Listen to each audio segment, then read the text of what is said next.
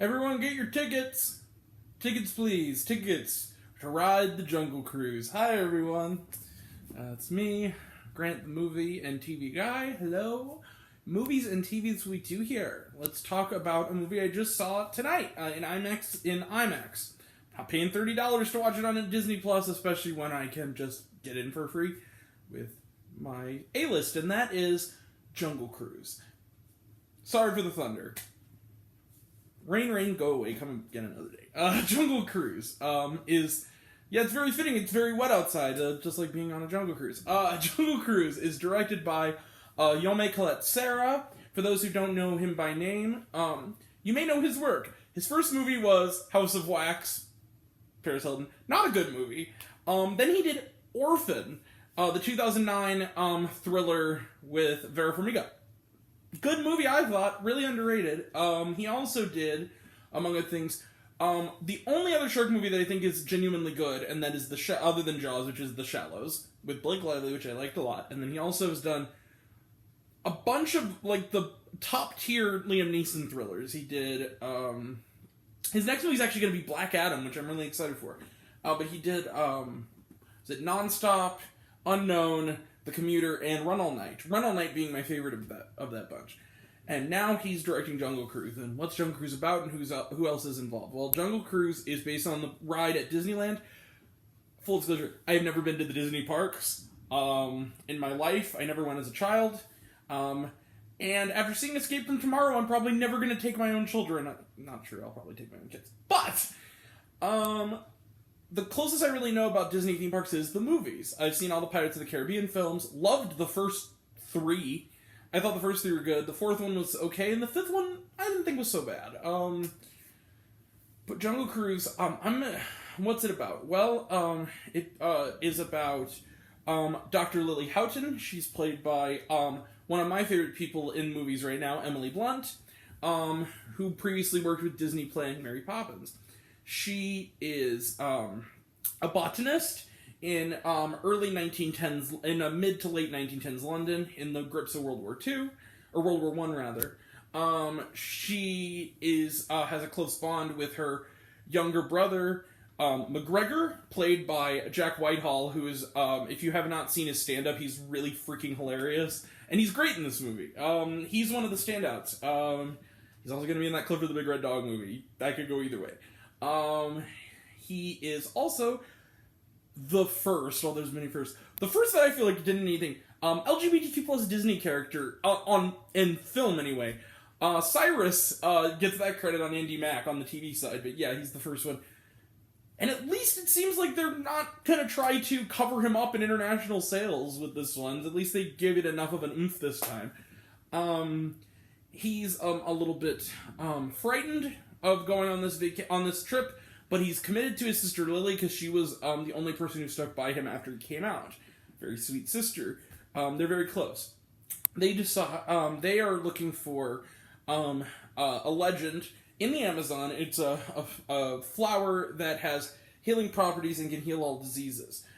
They soon run into, literally in the middle of an action sequence, Frank, a sort of huckster boat captain of a Jungle Cruise, played by Dwayne, formerly The Rock Johnson, who is Mr. Charisma, and together he decides she offers him a lot of money, says, "I need to take your boat out. We're gonna go on your Jungle Cruise ship to find this flower, and let the adventure begin. There'll be action, some resurrected conquistadors, a native tribe of cannibals, as well as maybe a romantic spark between Frank and the dashing Dr. Houghton." I'm just gonna come right out with this. Jungle Cruise is barrels of fun. I kind of loved Jungle Cruise. In fact, I'm gonna plant my flag here. I know this is probably damning something with faint praise. Not all of them have been that great. This is the most fun I've had at a Disney theme park movie since the original Pirates. This movie was a lot of fun. So, in fact, this is one of the most fun movies I've seen all summer. And that's just what it's trying to be, fun. It's not to say that it doesn't have any depth, but it's not deep. There's character depth. Especially in the very sweet relationship between Lily and McGregor, brother and sister, and even the relationship between her and Frank. There's actually a reveal involving the Frank character. I'm not going to say what it is, but it was actually kind of caught me off guard. I was honestly surprised. It was a nice little connection to the larger plot. It was pure fun.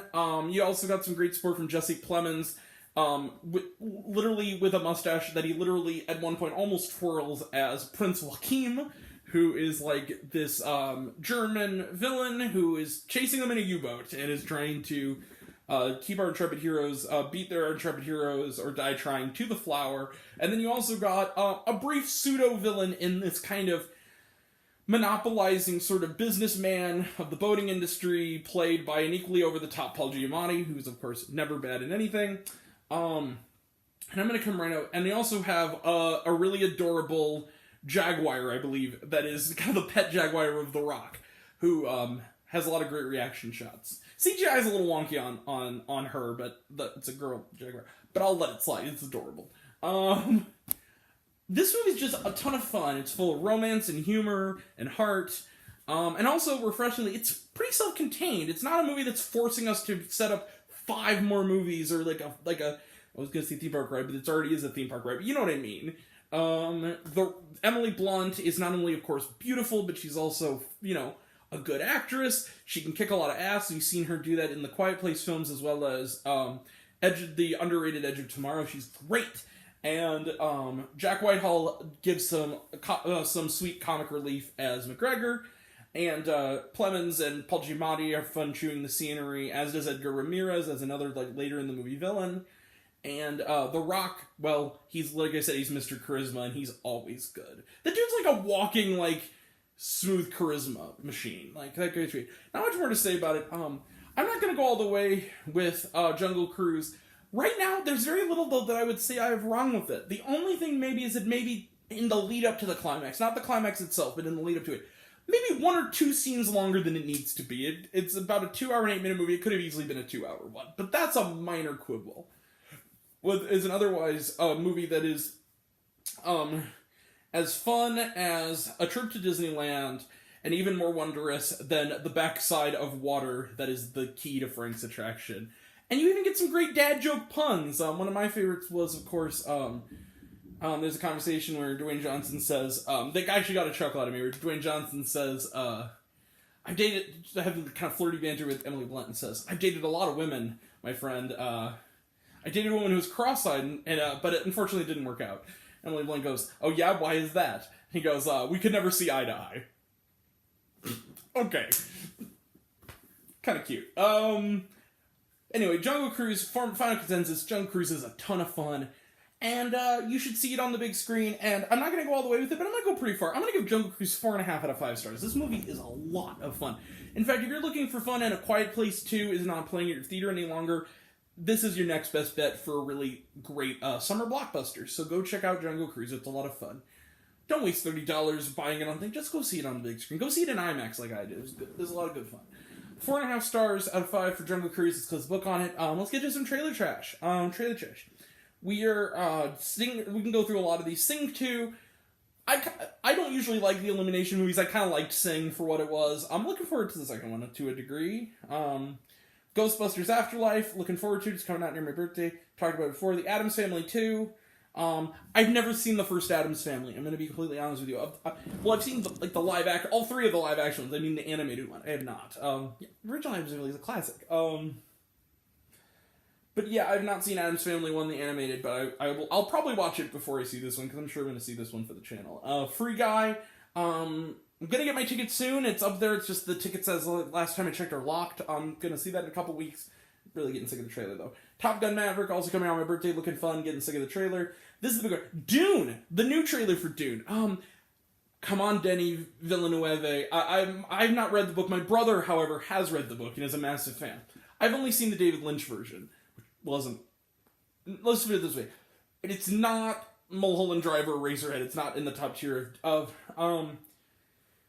David Lynch, but it's alright. I mean, it's okay. It's just kind of dull, but I'm looking forward to this one. Good cast, good filmmaking team, great cinematography, of course. Listen, he made one of the best sequels of all time with Blade Runner 2049. I have faith in him. Eternals.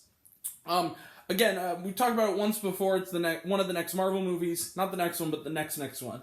And it looks really good. I like that it's Chloe Zhao, so it kind of has that tactile, natural kind of feel like that Nomadland had. And also I love like the costumes and the look of it. I'm really excited for that one. It also comes out near my birthday, so that's it.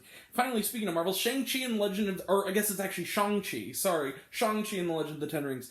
Can't wait. I'm definitely gonna check that one out opening night. Like I do all the Marvel movies. It looks like fun. I'm like what they're doing with the Mandarin in it, which I believe they're still gonna call him the Mandarin. I think. I just noticed that apparently the Abomination from the Incredible Hulk is in this. Hell yeah. Tim Roth, baby. Yeah, it looks like fun. Before I go, I just want to point out, that's it for Trailer Trash. Was it Shawarma? No, but there was that kind of thing where they did like the kind of cool little illustrated credits at the beginning, but weirdly enough, yeah, for a theme park movie, there's not a post-credit. I was surprised. That usually, every pirate movie had one, and a Haunted Mansion had one, and Country Bears. I'll say this. Country Bears, I kind of like, but it's a guilty pleasure, and a lot of it is due to Christopher Walken. A lot of it is due to, I'm gonna get you next time, Bears! He's pissed off the Country Bears because he lost their talent show because he made arm farts.